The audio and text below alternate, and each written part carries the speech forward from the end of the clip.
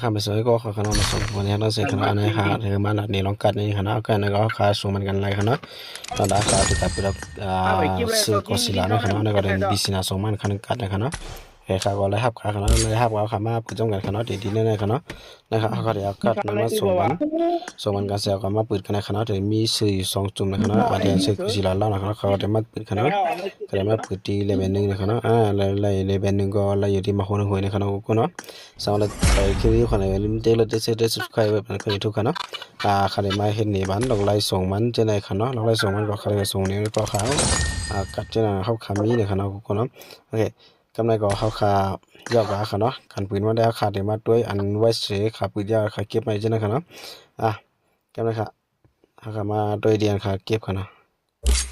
นะครับขาเขาเข้ามากันในขนาดเนาะเข้ามากันในกลุ่มเดียวขาเก็บไปถึง14ขนาดขาเก็บไปถึง14ขนาดใครมาเราหนีลองตั้งมันขนาดเขาขาเล่นเขาขาได้ไรมาโคก็สิลาขนาดมาให้ขนาดเยอะเดี๋ยวมีฟรีคัทใช่ขนาดฟรีคัทเสียเขาขาได้ไรหมักไพ่ขนาดหมักไพ่ก็เดี๋ยวออกจีบ้านเลยขนาดพอคำยังขนาดก็ได้เป็นธงเลยขนาดเป็นธงเสียพอขาถึงที่กเขาไม่รู้นะเดี๋ยวขาถึง10ขนาด10ขาได้ไรธงขนาด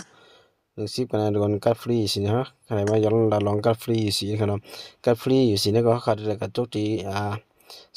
ก่อสร้างนะครับก่อสร้างนั่นเลยจุกหลายนะครับขาดโหลดใจอยู่สิจุกนะครับทั้งการมันจะกัดฟรีสินะมันเลยมีสิทธิ์สิบนะครับถ้าถึง1 สร้างก็ขาดได้เลือกซื้อ1 จุ่มนะครับกูก็นะครับกัดฟรีสินะครับว่าหมักแตกตัวไหนครับว่าถ้าขาดถึงเลเวล30มาเนี่ยก็ขาดได้เลือกซื้อ1 จุ่มนะครับนั่นก็จะเป็นควานครับ